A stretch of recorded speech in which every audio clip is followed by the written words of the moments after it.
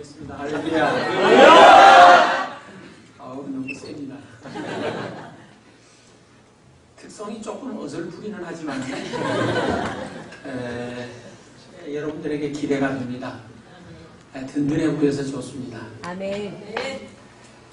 어느 한 회사가 좋은 회사라고 소문이 나게 되면은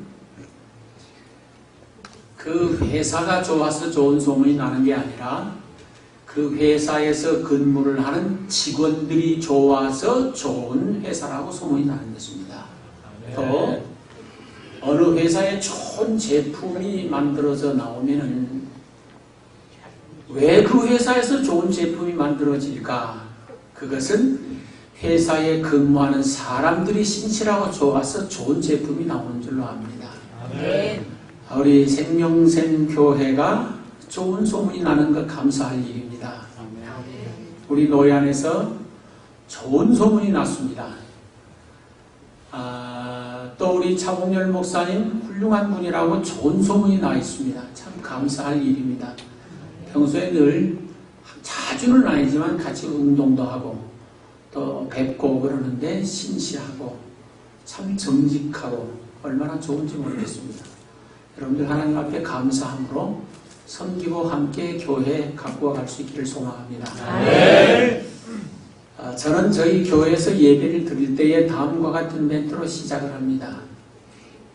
우리 주 예수 그리스도 안에서 잘 될 수밖에 없는 여러분들에게 우리 하나님의 크신 은총과 축복이 함께 하시기를 주의 이름으로 축원합니다. 아멘. 그렇게 이제 시작을 합니다.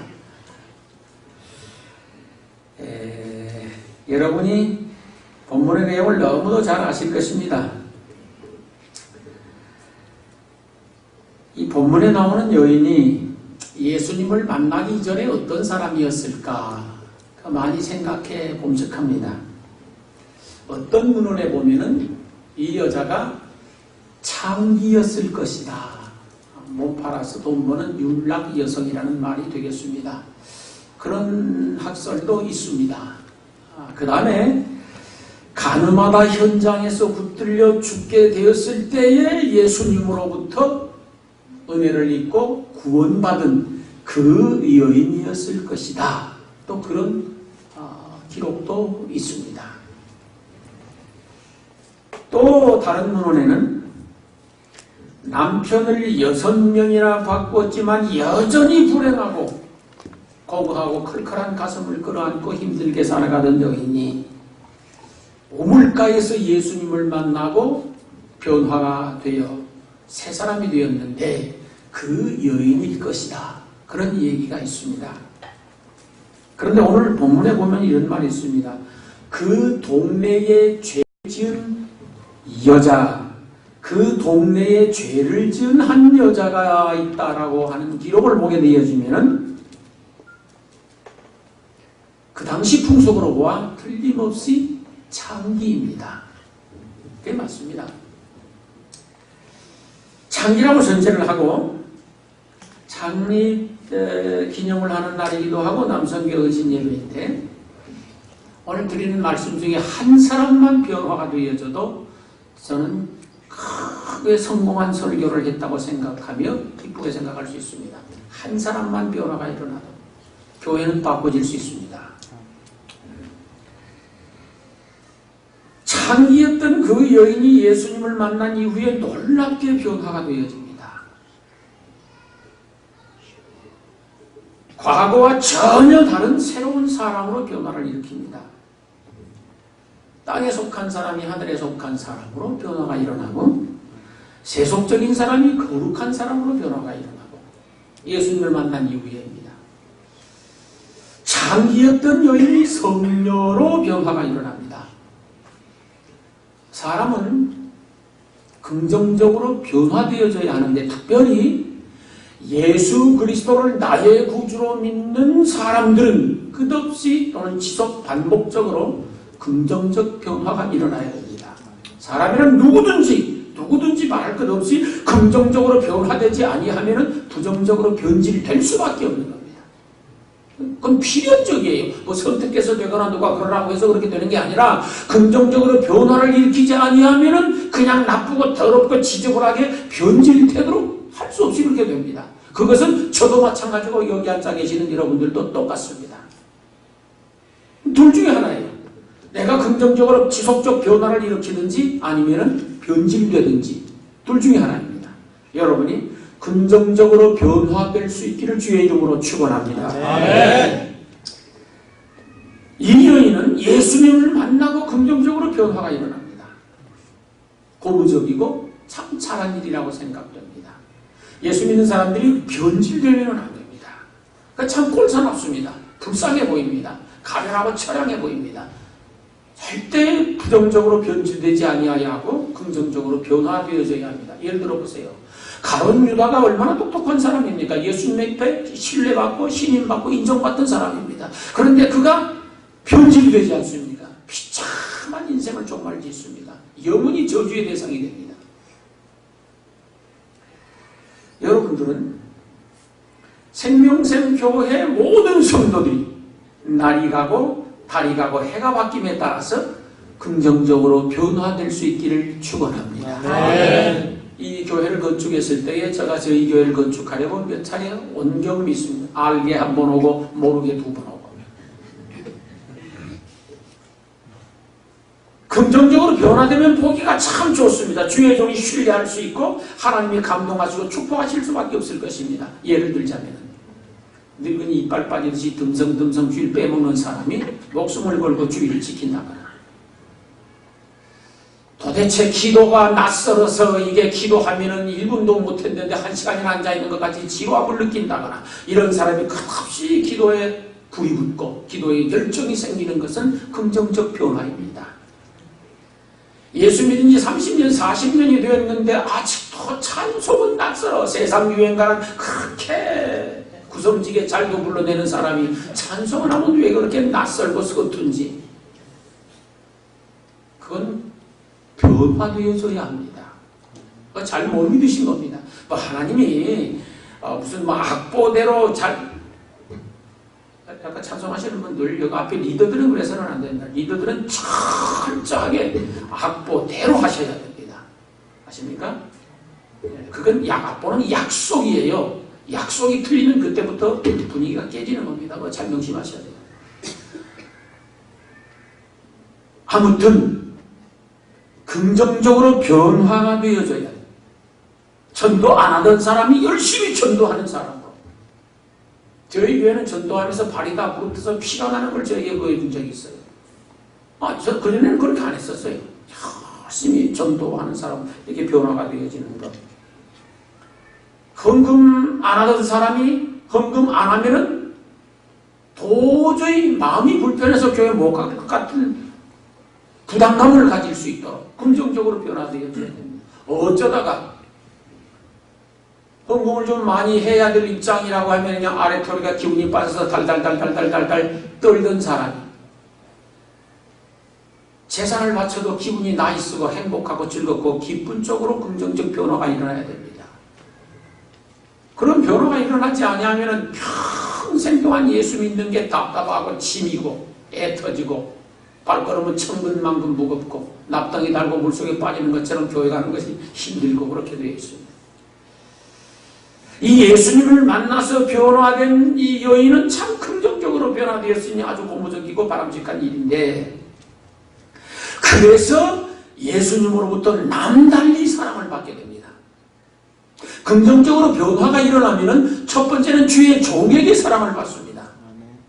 한 교회 안에서 주의 종에게 사랑을 못 받는 것은 그게 주의 종에게 문제가 있는 게 아니라 본인에게 문제가 있는 겁니다.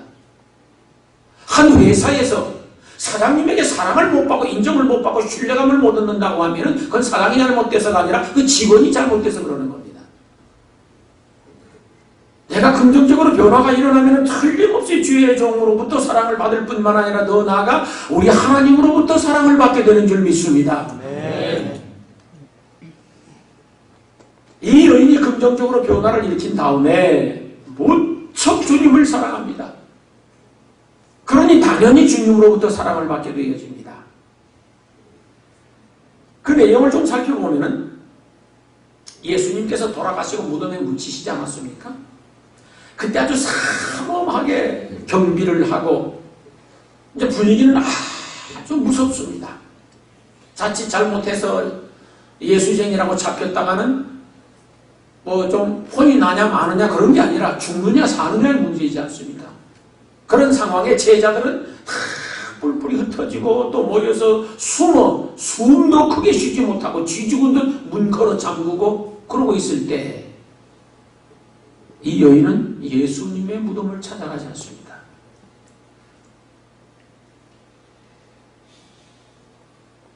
이 예수님의 무덤을 찾아가는 건 거의 생명을 걸고 찾아가는 것입니다.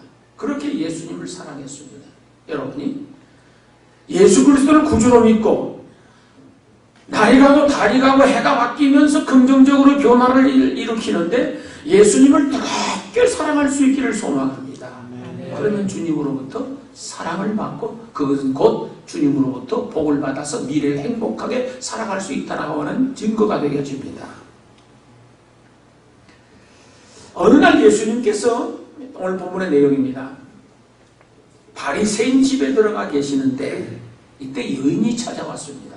이 여인이 예수님께로 찾아가서 그 행한 모든 일련의 일들을 통해서 이 여인의 아름다운 헌신이 무엇인지를 찾아낼 수 있습니다. 그걸 저는 말씀드리고 싶습니다.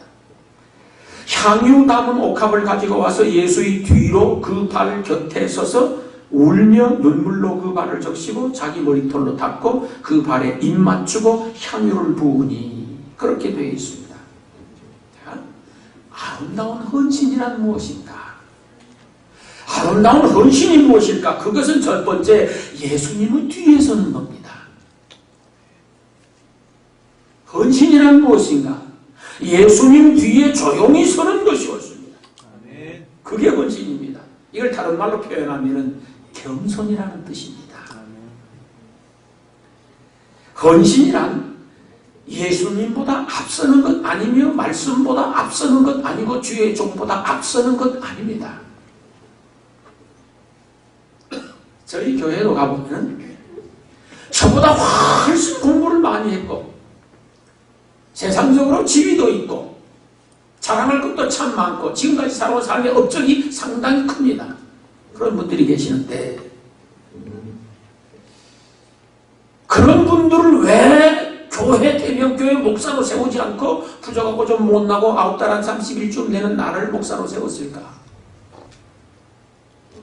생각해 본 척합니다. 그것은 제가 대명교회 목사가 되어지고 그 양반은 교회 집사가 되어져야 하기 까닭에 그렇게 하나님이 만들어진 줄 믿습니다. 생명샘 교회에 차봉열 목사님을 담임 목사로 세우신 것은 이 생명샘 교회는 차봉열 목사만이 가장 적절하기 때문에 하나님이 세우셨고 그리고 여러분들은 첫째 위로는 주님의 뒤를 따를 것이며 둘째는 주의 종의 뒤에 서시고 뒤에 따를 수 있기를 소망합니다. 그게 헌신입니다. 교회 안에서 많은 사람들을 보는데 성경 말씀대로 겸손한 자를 하나님은 사랑하시고 겸손한 자에게 은혜를 주시고 겸손한 자의 역을 소성시켜 주시고 축복해 주시는데 겸손해지는 사람은 아니 겸손한 사람은 전체 잘난 체하지 않습니다. 별로 잘난 것도 없으면서 잘난 체하면 참 이것도 꼴불견이거든. 절대 교회 안에서는 잘난 체하지 마십시오. 그 다음 아는 체하지 마십시오. 순간순간마다 낮아지고 작아지고 겸손하여 예수님 뒤에 설 수 있고 주의 종 뒤에 설 수 있고 말씀 뒤에 설 수 있는 생명샘 교회 성도들 될 수 있기를 주의 이름으로 축원합니다. 다만 한 가지 기억할 것은 교회 일을 하고 지금까지 교회 잘 섬겨오시느라 수고 많이 하셨는데 어느 한 교회가 발전하고 성장하고 부흥하고 평안이 서가고 든든히 서가고 좋은 소문이 나고 이런 것은 그냥 되는 게 아닙니다. 그 안에 누군가가 훌륭하고 희생적이고 겸손한 일꾼들이 있었기 때문에 그렇게 되는 줄로 믿습니다. 네. 여러분이 교회에서 일을 하실 적에 겸손히 일을 하시는데 정신은 주인 정신으로 일을 하셔야 됩니다. 내가 이 교회의 주인이라는 마음을 가지고 일을 하셔야 돼요. 제가 어려서 제 할머니에게 들은 말이 있습니다. 병든 주인이 싹군 맹목한다 그런 기독론에서는. 못 들었어요? 병든 주인이 싹군 맹목한다 그럽니까? 오, 모르는가 보다. 우리 고향동에서는 아홉목한다 그럽니다. 그런데 저희 고향이 여수예요. 여수에서는 그렇게 할머니가 가르쳐 주는데 병든 주인이 거긴 노비라 그래. 높은 싹군 12목 하는 것이다. 그렇게 가르쳤어요. 주의 일을 할 적에 겸손한 사람은 주의 뒤에 서고 주의 종 뒤에 서지만 항상 주인 정신을 가지고 일을 하는 것이에요. 주인 정신을 가지고 그래야 열심히 일할 수 있고 출동살동 일하게 되어 있어요. 싹군들은 얼른 해 넘어가기만 기다리고 시간 지나가기만 기다리고 얼른 품삯 받을 것만 생각하고 있지 어떻게 하면 이 일을 좀 더 많이 할 수 있을까? 잘할 수 있을까? 좋은 성과를 창출할 수 있을까? 그런 건 별로 관심이 없어요. 주인정신 가지고 일을 하셔야 되고 태도, 자세는 종의 자세를 갖춰야 됩니다. 마음은 주인정신으로 일을 하지만은 언제든지 성도들 앞에서 주의 종 앞에서는 그저 종의 자세를 취하는 것이에요. 가장 낮은 자세로 내려가서 낮은 자세로 일을 하는 것이에요. 그게 굉장히 중요합니다. 이런 것을 일컬어서 겸손이라 그래요. 상대적으로 교만이라고 하는 몇 가지가 있어요. 교만이라고 하는 것은 첫째는 영적인 교만이라는 게 하나 있습니다. 다 나처럼 예수 믿어야 돼. 나처럼. 그런 법은 없는 것이에요, 세상에. 그걸 영적 교만이라 그래요. 그래서는 안 됩니다. 누군가가 잘하면 열심히 본받고 배우려는 자세는 좋고 열심히 또 자기가 하는 것은 좋지만 나처럼 예수 믿으라고 하면 이건 교만입니다. 그렇게 해서는 안 됩니다. 둘째는 지적 오만이라는 게 있어요. 내가 아는 것, 내가 지금까지 양으로 음으로 경험한 그것이 기준이 되어져서 그래서 조금 모르고 부족한 사람이 있으면 무시하고 깔보고 업신여기고 된체하고 그러면 이건 안 됩니다. 그건 교만이라서 하나님이 교만한 자를 물리치신다라고 되어 있지 않습니까? 패망의 선봉이라고도 되어 있고 힘의 교만이라는 거 있어요. 자기가 남보다 가진 힘이 더 많아. 여러 가지 모양으로. 그걸 가지고 더 잘난 체하면 그것도 꼴불견이에요. 도덕적 교만이라는 것도 있어요. 내가 다른 사람, 나처럼 살면 법 없어도 된다는 것이에요. 하나님 앞에 있는 사람이 이게 되겠습니까? 이게 한참 덜 떨어진 사람입니다. 아무튼 겸손한 사람을 하나님은 사랑하시고 하나님은 축복하시고 그에게 은혜를 베풀어 주시고 귀하게 써주시고 겸손히 여호와를 경외하게 되어지면 재물도 주시고 건강도 허락하여 주시고 생명도 허락하여 주시고 그렇다고 그랬으니 여러분들이 아름다운 헌신자가 되기 위하여서는 먼저 예수님 뒤에 말씀 뒤에 주의 종 뒤에 곧 겸손한 그런 일꾼들 될 수 있기를 축원합니다. 네. 이 여인이 예수님 뒤에 와서 눈물로 예수님의 발을 적시었다라고 되어 있습니다. 눈물은 아름다운 헌신이 될 수 있습니다. 이 여인이 왜 울었을까? 왜 눈물을 흘렸을까? 한번 생각해 봅니다. 과거에는 창기였습니다. 많은 사람들 앞에 멸시를 받고 천대를 받고 소외당하고 외면당하고 다 지나가는 사람들마다 폐에 침뱉고 그런데 주님으로 인하여서 구원을 받았습니다. 변화가 일어났습니다. 그래서 감사의 눈물을 흘렸을 것입니다. 나 같은 죄인 살리신 주 은혜 놀라워라고 하는 감격이 있었고 그래서 눈물을 흘렸을 것입니다. 여러분이 신앙생활 하시면서 나 같은 죄인 살리신 주의 은총에 너무너무 감사하고 감격해서 눈물을 펑펑 쏟아본 적이 있으십니까? 그게 없으면 말도 아니에요. 그러잖아요. 나를 낳아서 길러주신 부모만 생각해도 가슴이 뭉클거리고 코끝이 찡하고 눈시울이 뜨거워서 눈물을 흘리지 않습니까? 지옥 갈 수밖에 없는 나를 구원하여서 천국 가도록 만들어주시려고 나의 모든 죄짐 짊어지시고 십자가상에 못 박혀 몸짓고 피 흘려서 돌아가 주신 예수 그리스도를 생각하면서 눈물이 없다. 이건 말이 아닌 거거든요. 그 심장이 무슨 얼음장에 나서 눈물이 없습니까? 아름다운 헌신이란 감사의 눈물을 흘리는 겁니다. 아멘. 이 여인은 그랬을 것이에요. 주님이 나를 그토록 사랑해 주시고 은혜를 베풀어 주셨음에도 불구하고 내가 주님의 거룩한 뜻대로 살지 못했으니 나의 허물과 죄를 용서해 달라고 회개의 눈물일 수도 있습니다. 회개의 눈물도 필요한 것입니다. 그러지 않습니까? 더 나아가서 앞으로 나는 이렇게 살겠습니다. 앞으로 나는 어떻게 살겠습니다. 라고 하는 결단의 눈물이 그 여인의 눈물이었을 것입니다. 삶을 살아가면서 눈물은 아름다운 헌신이 될 수 있는 겁니다. 신앙생활에 눈물 없는 신앙처럼 메마르고 삭막하고 싸늘한 것은 없는 것이 옳습니다. 여러분들 눈에도 감사의 눈물이 있고 회개의 눈물이 있고 새로운 삶의 결단의 눈물이 있기를 축원합니다. 그래야 돼요. 헌신자의 가슴은 뜨거운 눈물이 고여 있습니다. 헌신자의 눈에는 항상 이슬이 맺혀 있습니다. 싸늘하게 식은 가슴 가지고 헌신자가 되겠습니까? 메마른 눈을 가지고 헌신자가 되겠습니까? 생각해 보십시오.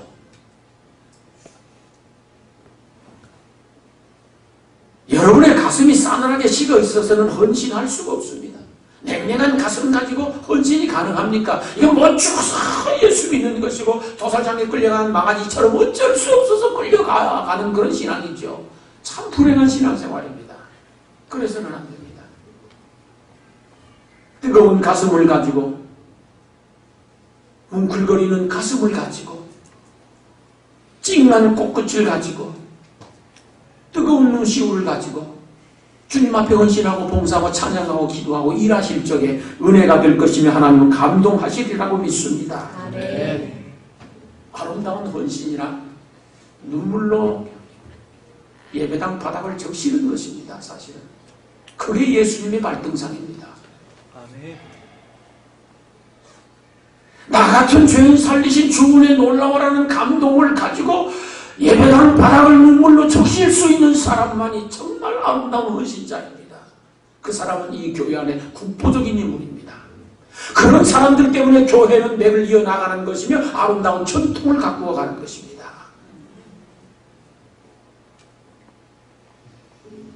하나님의 사랑을 생각하면 눈시울이 뜨거워지고 십자가를 생각할 적마다 코끝이 찡해지고 저는 그래요. 뭐 시내 가면 십자가가 한두 개입니까? 수없이 뻘거치어 참 감사한 일이에요. 그런데 저는 대면교회 십자가만 보면 정말로 가슴이 뜨거워지고 눈시울이 그냥 뜨거워집니다. 들어가면서 성전 기둥 하나만 만져도 가슴이 뭉클뭉클합니다. 여러분들에게 그게 있어야 됩니다. 그래야 그 사람이 정말 교회를 사랑하는 사람이고 주님을 사랑하는 사람이고 감동과 감격이 있는 사람이라고 믿습니다. 주님의 몸된 교회를 위하여서 눈물로 기도해 보셨습니까? 통곡하며 하나님 앞에 엎드려 보셨습니까? 헌신자는 그래야 됩니다. 주의 종을 위하여서 눈물로 기도하면서 하나님 앞에 부르짖어 본 적이 있으십니까? 저희 교회는 지금도 저를 위하여 기도하고 있는 이들이 수없이 많이 있습니다. 지금은 예배 시간이네요. 예배 시간 마치는 순간부터 중보기도에 사람들은 들어갑니다. 24시간 저를 위하여서 기도해주고 있습니다. 제가 감동이 되지 않을 수가 없습니다. 부족하고 죄 많은 저도 그들을 쳐다보면서 가슴이 뭉클하고 뜨거운 눈물이 쏟아져 나오는데 거룩하신 하나님이 그 모습을 보실 적에 얼마나 아름답겠습니까? 그들은 눈물 때문에 용기가 나는 것이며 그들의 눈물 때문에 내 목숨을 거기에 거는 것이 옳습니다. 그들의 기도가 저에게 힘이 됩니다. 생명샘 교회 성도 여러분들도 주의 종을 위하여 뜨거운 눈물을 흘릴 수 있기를 축원합니다.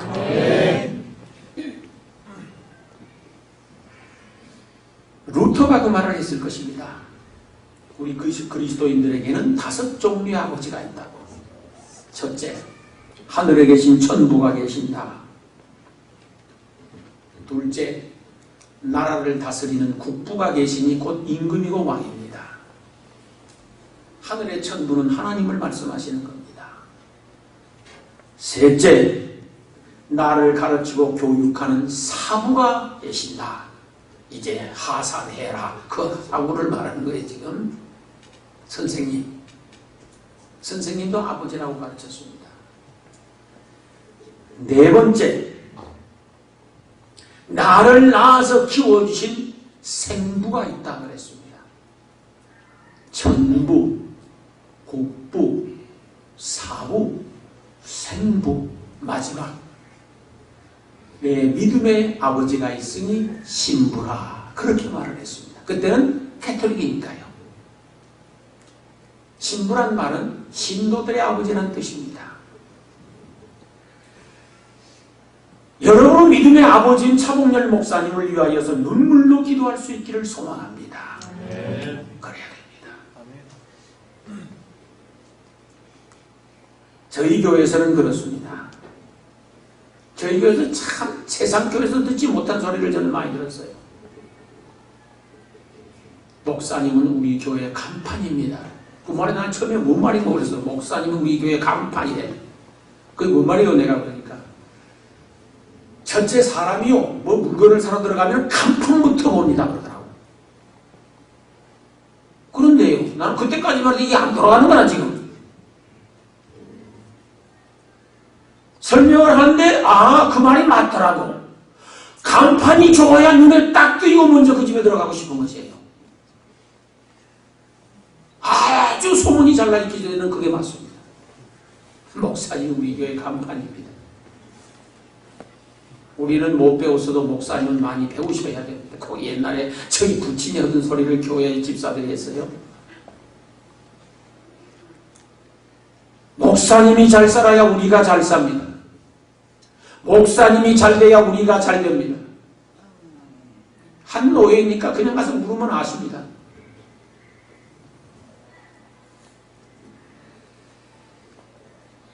목사님의 건강이 교회의 건강입니다.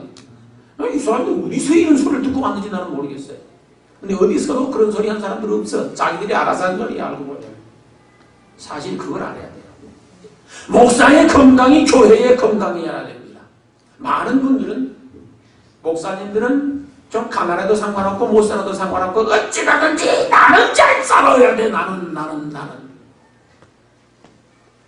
이런 세상의 이율배반적인 생각이 어디에 있습니까? 저희 교회는 그렇지 않습니다. 우선에 저는 가난하게 살기 싫고요. 하도 옛날에 가난해 본 경험이 많아서 도대체 이거 1년 12년 왕꽁 보리밥만 먹어야 되는데 못 견뎌요. 그래서 저는 지금도 나는 보리밥이 싫은 거예요. 여러분, 목사는 잘 살아야 됩니다. 처음 듣지 이런 소리. 목사는 잘 살아야 돼요. 목사 주머니는 두둑해야 돼요. 왜 그런 줄 아세요? 어렵고 힘든 집에 신방을 갔습니다. 열심히 기도했습니다. 그냥 그러고 오는 것보다 그래도 사람 말값이라도 주고 오면 얼마나 좋아. 아시겠어요? 어렵고 힘들게 학교 다니는 아이가 있는데 책값 하나라도 줬으면 좋겠어요. 동네를 지나가면서 야근을 하고 있는 파출소 순경들을 봤어. 옛날엔 순사라 그랬으니 경찰이라 그럽니까? 아이고, 우리 동네 파수꾼들 얼마나 수고하십니까? 작은 것이지만 야식이라도 한번 하십시오. 그러고 오면은 좋아. 그게 결국은 다 여러분들에게 되돌아가는 것이야. 나는 그걸 똑똑히 봅니다. 어디 친구들이랑 식사를 하러 갔어요.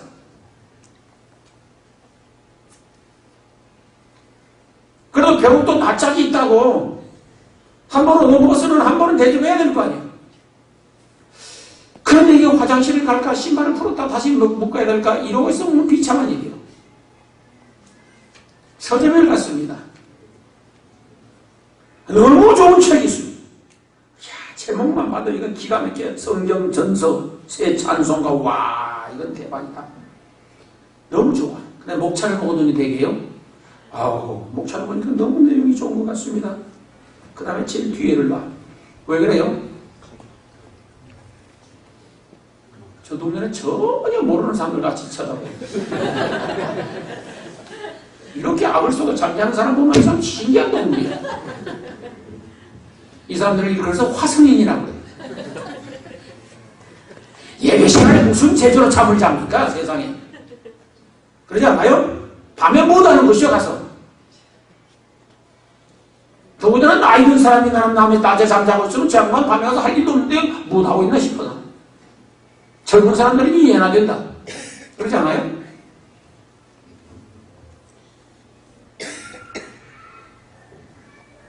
주의 종이 책 제일 뒷페이지 쳐다보고 입만 쩍쩍 다시고 그냥 돌아설 때에 얼마나 비참한 줄 아십니까? 우리 남자들이 얘기 한번 합시다. 남자들이 5, 6월 영천에도 추위를 탈 때가 있어. 햇빛이 화살처럼 내려 꽂히는 삼복더위에도 추위를 탈 때가 있으니 그때가 언제게? 할렐루야. 주머니가 비면 5, 6월 영천에도 추위를 탄다니까요. 지금은 여자들도 거의 마찬가지예요. 용돈 좀 잘 들이세요. 주의 종이 어디 가서 비참해지지 않도록 해야 됩니다. 그건 나 여러분들이 할 탓이야. 저희 교회에서는 절대 저를 비참하게 만들지 않습니다. 절대 주머니를 비게 만들지 않습니다. 독특한 교회예요. 참 감사해요.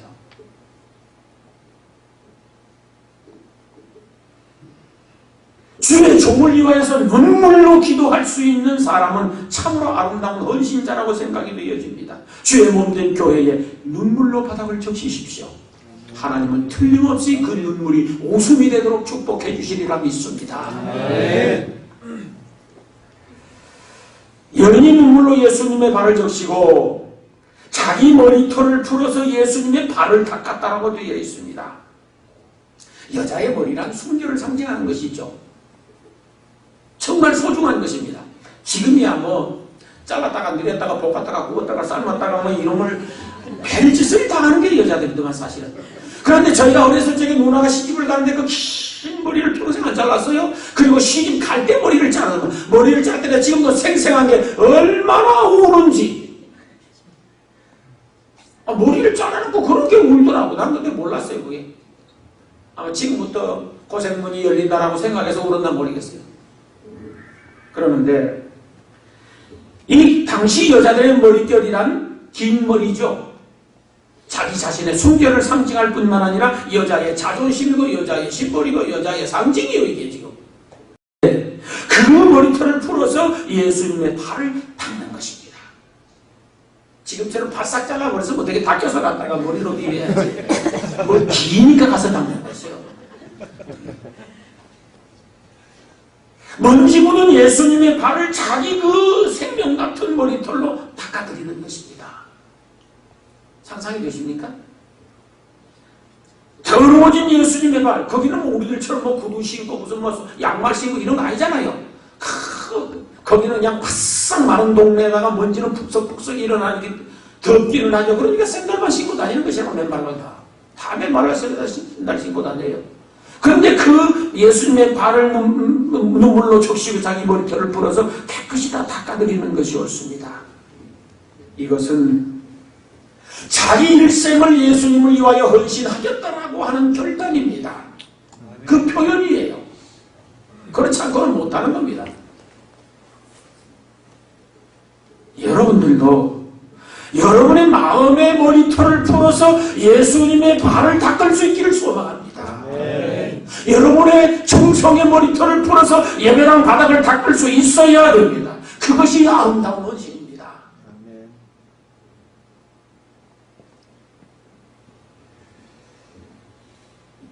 할 수만 있다고 하면 여러분의 믿음의 머리털을 풀어서 성도 한 사람 한 사람의 발을 닦는 그 마음으로 교회를 섬길 수 있기를 소망합니다.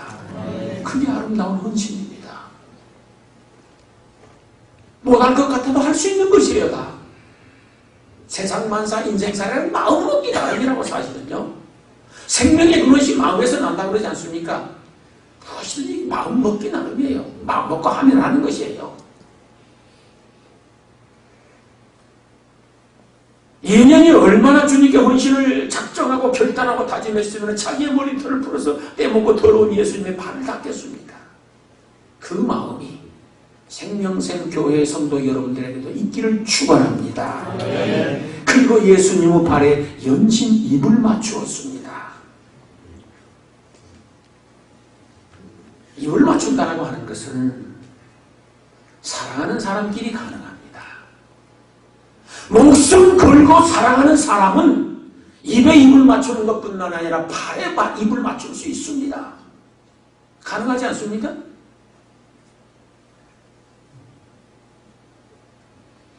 예나 오늘이나 상대방이 발에 입을 맞췄다라고 하는 것은 목숨 걸고 당신을 사랑하겠고 내 평생 당신을 사랑하겠습니다 라고 하는 결단이고 표현입니다.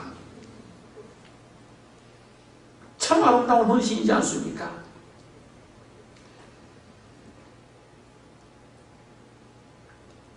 여러분들이 예수님을 진심으로 사랑하시거든 주님의 몸된 교회에 입을 맞추는 뜨거운 신앙으로 섬길 수 있기를 소망합니다. 온 마음과 정성을 다하여서 주님을 사랑하는 그런 헌신자들이 될 수 있기를 소망합니다. 예수님은 발등에 연신 입을 맞추는데 그것은 내가 목숨 바쳐 주님을 사랑합니다. 평생 주님을 사랑하겠습니다. 내 인생 다 들여서 주님을 사랑하겠습니다. 고백입니다. 그러지 않고는 못하는 겁니다. 이게 생각해 보십시오. 사실 우리 주님은 그것을 원합니다. 주님께서 우리들에게 사랑을 베풀어 주시고 우리의 사랑 받기를 원하십니다. 그 사실이죠. 주님은 우리를 사랑하시죠. 그런 것과 마찬가지로 우리가 주님을 사랑해 주시기를 원합니다. 그럼 우리가 얼마나 주님을 사랑해야 주의 사랑의 감정이 만족되어지느냐? 그건 100%다 해서 주님을 사랑할 때 주의 사랑의 감정이 만족되어집니다. 성경이 이렇게 기록되어 있습니다. 너는 마음을 다하고 뜻을 다하고 힘을 다하고 성품을 다하고 힘을 다해서 주 너희 여호와 하나님을 사랑하라. 그렇게 가르쳤습니다. 다 해서 사랑하라는 것입니다. 왜? 예수님이 하나님이 우리를 다 해서 사랑했으니까. 어느 것 하나 남기지 않았습니다. 물 한 방울 남기지 않고 다 쏟고 우리를 사랑해 주셨습니다. 그리고 우리로 하여금 힘을 다하고 뜻을 다하고 성품을 다하고 목숨을 다해서 사랑해 줄 것을 원하셨습니다. 자, 우리 그 남정네들에게 한번 물어보겠습니다. 괜찮으면 끄떡끄떡 하시면 되고 아니면 그냥 절레절레 젖으시면 됩니다. 혹시 코라비가 계시면 답변 안 하셔도 괜찮습니다. 부인이 계신 분들만 답변하시면 됩니다. 여러분의 부인이 여러분을 사랑하는데 얼마나 사랑했으면 좋겠습니까? 자, 100점 만점을 두고 생각합시다. 100점 만점. 자, 그럼 90점이면 A 학점입니까? 아닙니까? A 학점입니다. 95점이면 A 플러스가 되기 시작합니다. 자, 100점 만점인데 좀 많이 끼워 올립시다. 98점. 그럼 잘한 것이야, 못한 것이에요? 잘한 것이죠. 자, 그럼 딱 이제 확실히 잘한 것입니까? 98점 맞았으면은. 오케이. 자, 100이 있어. 100이 있는데 100번 중에 98번. 98번은 여러분과 먹고 자고 뽀뽀하고 살아. 2번만 일산에 있는 그 동네 순이하고 똘똘이하고 먹고 자고 뽀뽀하고 와. 괜찮으면 끄떡끄떡 아니면 절대. 그럼 다시 바꿉시다. 99점. 100번 중에 99번은 여러분과 먹고 자고 뽀뽀하고 잠자고 살아. 100번이 한 번만, 99점이야 그러면은 한 번만 고양동에 있는, 우리 동네, 우리 고양동에 있는 영철이하고 먹고 자고 뽀뽀하고 그러고 와. 괜찮으면 끄떡끄떡 아니면 전해줘. 99점인데?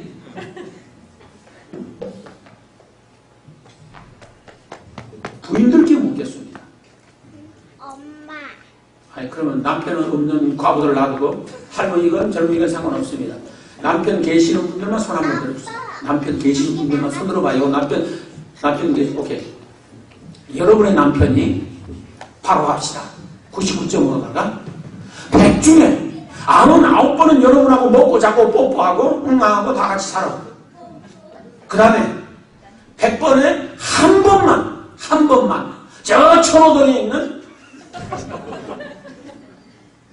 연구하고 먹고 자고 뽀뽀하고 그러고 와. 괜찮으면 끄떡끄떡 아니면 절레절레.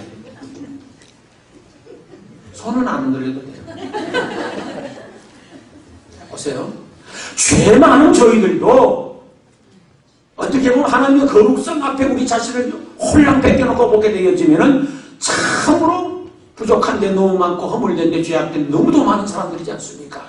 지옥을 가도 1000번, 10,000번, 골백번이나 가도 남을 만한 그런 저희들의 사실은 하나님의 은혜가 아니면 1000번, 10,000번 지옥 가도 남죠 사실은. 그런데 죄 많은 저희들도 내 사랑하는 아내와 내 사랑하는 남편이 다 해서 100% 해서 나를 사랑해 줄 때 비로소 내 사랑의 감정이 만족되는 것이 옳습니다. 아멘? 아멘.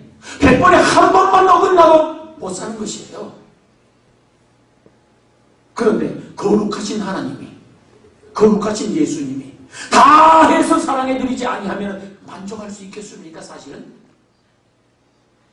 아이고 우리가 어떻게 합니까? 아니 되면 돼요. 평생 동안 다른 데 눈 돌리지 않고 한 사람만 바라보고 일편단심 민들레처럼 살아갈 수 있어요. 사람도 그러지 않습니까?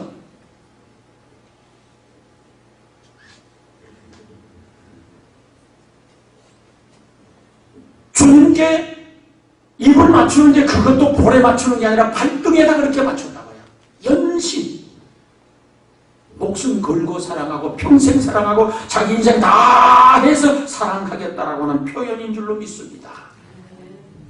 그것이 아름다운 헌신입니다.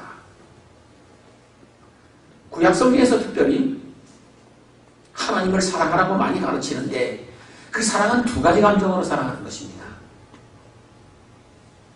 하나는 연애하는 감정으로 하나님을 사랑하라는 것이에요. 주님을 사랑하는데 연애하는 감정 가지고 사랑하라는 것이에요. 연애하는 감정이 뭔지 아시겠어요?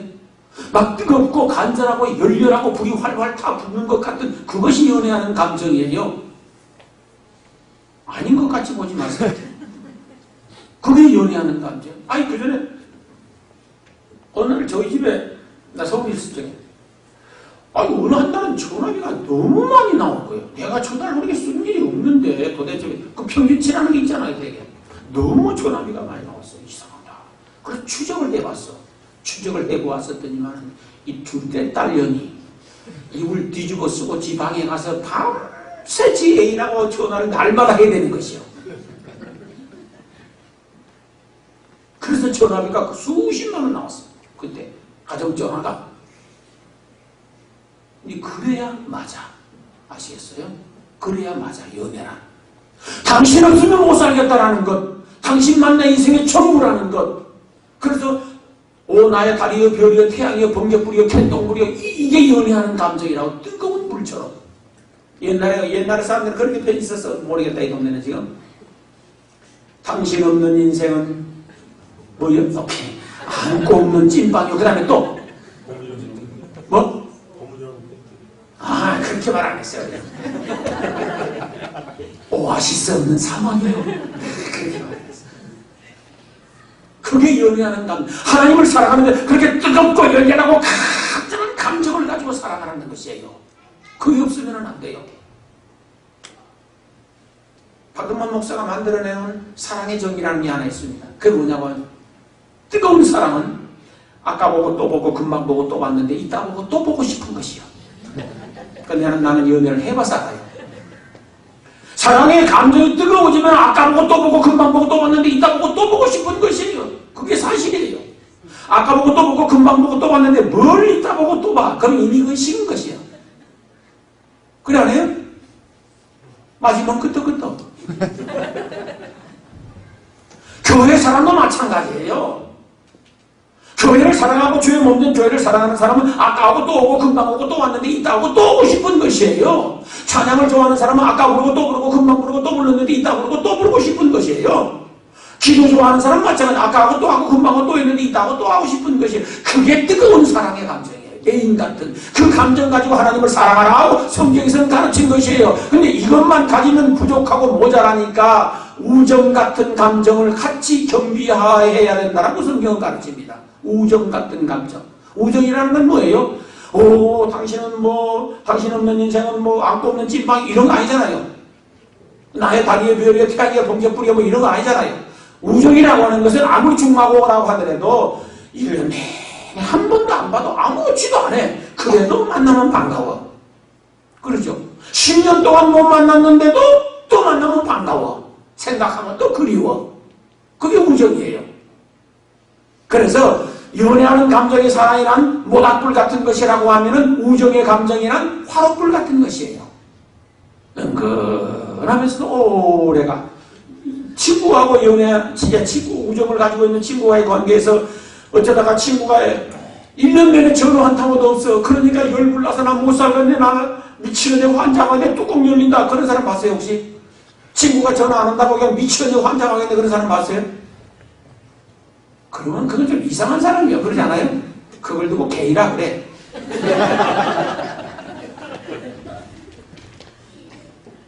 두 사랑을 겸비해야 돼. 뜨겁고 간절할 뿐만 아니라 은근하고 지속적이고 영속적인 그 사랑을 겸비해야 됩니다. 여인이 예수님의 발등상에 연신 입을 맞췄는데 그건 한평생 내가 주님을 사랑하겠습니다라는 고백이었습니다. 여러분들도 뜨겁고 간절할 뿐만 아니라 지속적이고 영속적인 그 사랑으로 주님을 사랑하는 헌신자 될 수 있기를 축원합니다. 그 다음에 보면은 이 여인이 그토록 소중하고 아끼던 값비싼 향유를 예수님께 부어드렸다라고 되어 있습니다. 이 여인이 어떻게 돈을 벌어서 그 값비싼 향유를 사모았었는지 아십니까? 생각해 보세요. 여인의 정조란 생명입니다. 당신은 더 말할 것 없어요. 지금은 당연히 퇴폐되어서 이게 좀 희석되어 버렸지만 지금도 사실은 마찬가지인 것인데 여인의 정조라고 하는 것은 그 여인의 생명이에요. 생명이에요. 그건. 그런데 그 생명 같은 정조를 팔아서 돈을 벌었었고 그 번 돈으로 향유를 사모은 것이에요. 아시겠습니까? 자기 목숨보다 소중한 재산이에요. 이것은. 어떤 것과도 견줄 수 없고 바꿀 수 없을 만큼 소중한 재산입니다. 그 숭례를 팔아서 값비싼 향유 모았었는데 온갖 수모와 멸시와 천대하고 손가락질 당하고 냉소당하고 조소당하고 저 죽이려 미치는 그렇게 해서 번 돈을 가지고 향유를 모아놓았었는데 그 향유를 예수님께 부어드리는 것입니다.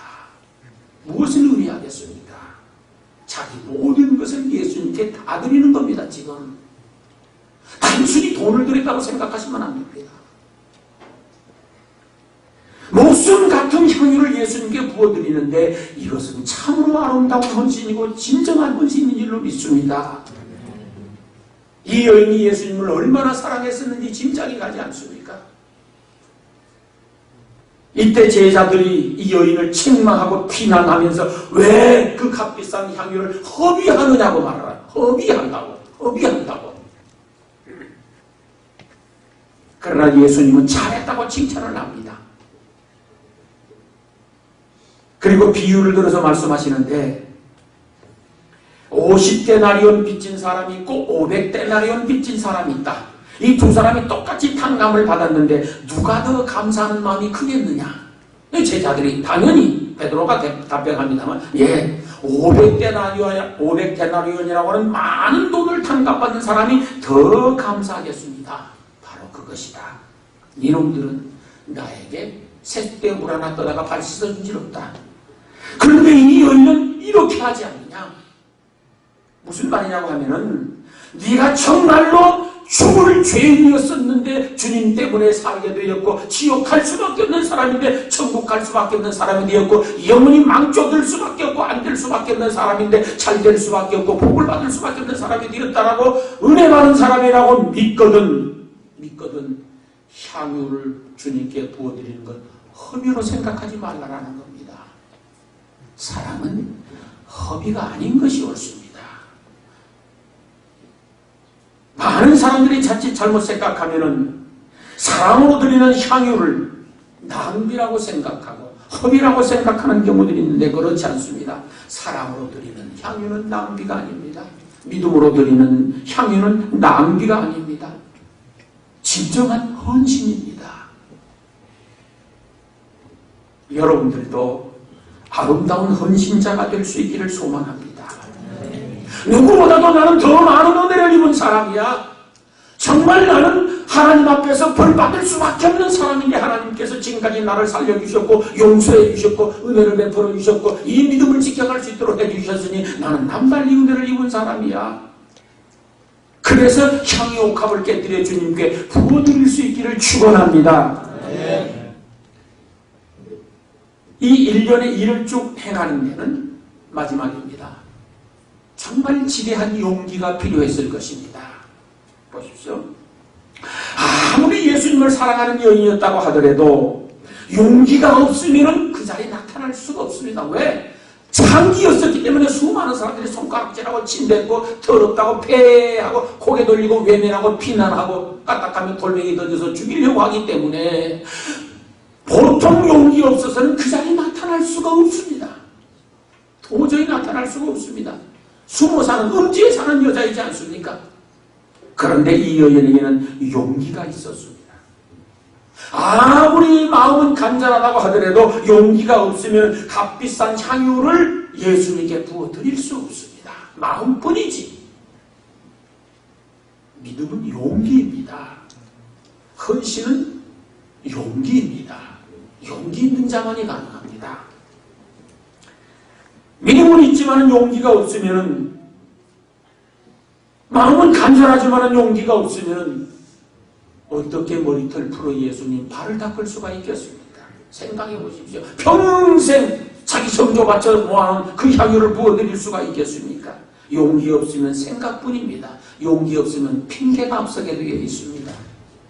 그런데 이 여인에게는 용기가 있었다라고 하는 사실입니다.